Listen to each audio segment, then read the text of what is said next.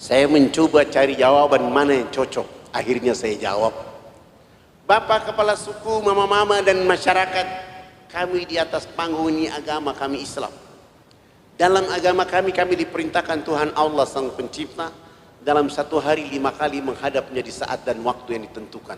Tadi kami berdiri mengangkat tangan, itu artinya kami menyerahkan kami punya jiwa, kami punya raga, dan kami punya kehidupan kepada Tuhan Allah. Yang kami bicara-bicara itu Allah Maha Besar, jiwa, raga, dan kehidupan kami kecil, sehingga tangan kiri kami ini malu menutup dada kami, tangan kanan kami pun malu menutup tangan kiri dan dada. Terserah Allah. Mau menghukum kami terserah, mau memberi kami hadiah terserah, karena kami sudah menyerahkan sepenuhnya kami punya jiwa, raga, dan kehidupan kepada Tuhan Allah. Kepala suku mendengar penjelasan saya, langsung beliau mengatakan, wow, ini agama yang benar. Menurut Bapak kami sudah Islam.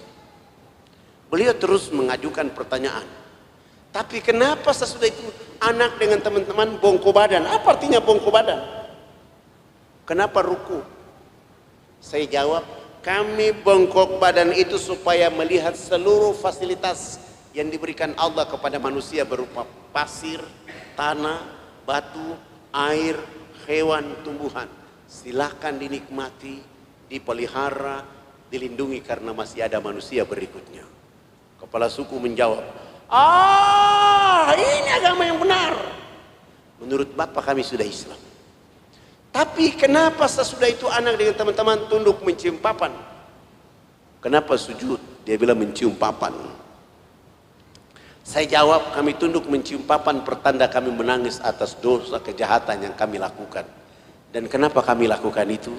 Sebentar kami mati nanti, kami punya kulit, daging, darah, tulang akan dilebur kembali menjadi tanah. Sebelum dilebur kembali menjadi tanah, kami menyatukan kepala, telapak tangan, lutut, dan kaki, menangis minta ampun kepada Dia Allah yang Maha Tinggi. Tapi kenapa sesudah itu anak dengan teman-teman lihat ke sebelah kanan mulutnya bicara-bicara, lihat ke sebelah kiri masih bicara-bicara? Apalagi artinya itu? Salam, dia bilang bicara-bicara.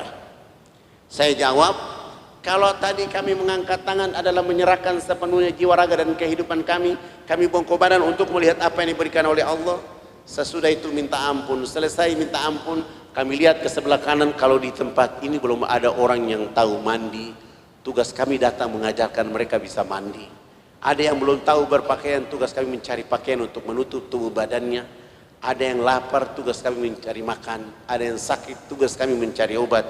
Sesudah itu melihat ke sebelah kiri, kalau di tempat ini belum ada orang yang mengenal Allah dan Rasulnya, kami datang ke sini mengajarkan mereka nama Allah dan Rasulnya. Begitu mendengar penjelasan saya, langsung kepala suku mengatakan, kalau begitu jangan dulu di atas panggung, kami semua disuruh turun duduk bergabung dengan masyarakat di bawah. Mereka tua-tua adat dan kepala-kepala suku naik di atas panggung menggantikan kami. Bukan sholat, tapi mereka duduk rapat membahas kehadiran kami di sana. Setelah rapat selesai, kepala suku besarnya berdiri dan menyampaikan pengumuman. Hari ini kita senang karena anak-anak sudah datang mengajarkan kita agama yang benar. Maka dalam rapat adat kami sepakat kita semua yang ada di lapangan masuk ke dalam agama anak-anak ini. Begitu mendengar kalimat ini, kami para dai semua sujud menangis minta ampun karena malu, tidak bawa apa-apa kecuali nama Allah dan Rasul serta sabun, sampo, odol, sikat gigi. Di saat itu pun mulai masyarakat yang tadi yang sudah mandi maupun yang belum mandi berkumpul, dan saya bilang, ikuti kata-kata saya. Subhanallah, tidak ada satu di antara kami yang tidak menangis karena kebahagiaan hidayah datang kepada saudara-saudara kita. Setelah mereka syahadat selesai, program berikut untuk mereka adalah kami ganti nama-nama mereka. Yang nama Markus kami ganti dengan nama Zainal Abidin. Yang nama Paulus kami ganti nama dengan nama Tajuddin, Hasanuddin, Mahmud. Dan itu nama-nama yang paling cocok untuk saudara kita syahadat di sana. Sangat lucu kalau dia masuk Islam rambutnya keriting, badannya hitam kelindi, panggil Kang Cecep. Tidak cocok, tidak cocok. atau dipanggil nama Suroto, itu juga tidak cocok. Tapi Muhammad, Abdul Muthalib, Abu Bakar, nama-nama itu sangat keren untuk mereka.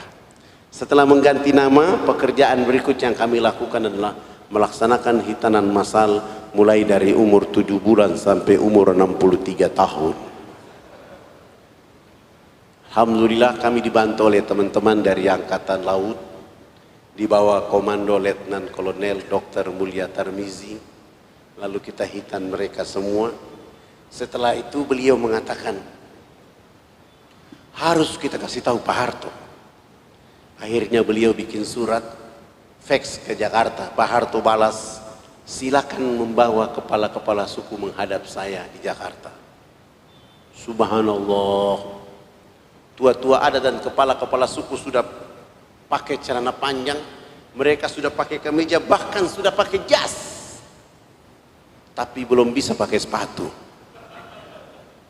karena ukuran kakinya rata-rata nomor 47. Tidak ada jenis sepatu itu di sana. Terpaksa kami menggunakan sendal jepit kelebihan tumit, terbang menuju Makassar terus ke Jakarta menghadap Presiden Soeharto. Kami datang ke rumahnya, beliau menyambut kami di depan pintu rumahnya dengan salaman, dengan warga negara, masyarakat, kepala-kepala itu dibawa masuk ke dalam ruang tamu.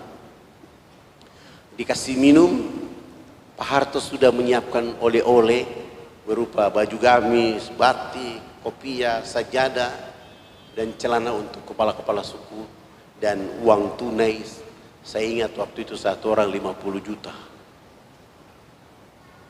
Dan Pak Harto juga menyediakan uang tiket untuk bisa pulang. Sebelum menyerahkan ini uang tiket, Pak Harto minta supaya kepala suku besar di antara yang hadir itu menyampaikan sambutan atau konferensi pers. Lalu saya suruh kepala suku yang besar yang bicara. Dia langsung mengatakan, Bapak tidak pantas jadi presiden. Presiden macam apa hanya bangun Jakarta, presiden macam apa hanya bangun Makassar.